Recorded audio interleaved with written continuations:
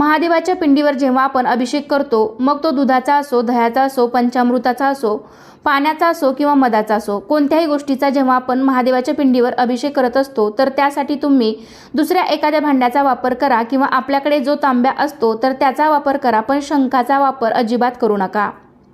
शास्त्रानुसार शंखाचा वापर महादेवाच्या पिंडीवर अभिषेक करण्यासाठी पूर्णपणे वर्ज्य आहे.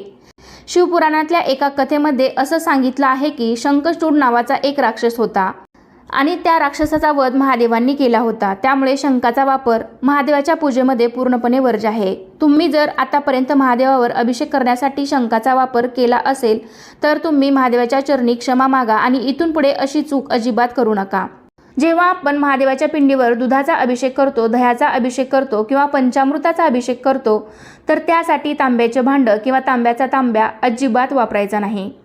तुम्ही दूध, दही किंवा पंचामृत या पदार्थाचा अभिषेक करण्यासाठी तुम्ही एकतर स्टीलचा तांब्या वापरू शकता किंवा पितळेचा तांब्या वापरू शकता किंवा मग चांदीचं भांडं असेल किंवा चांदीचा तांब्या असेल तर तो वापरू शकता.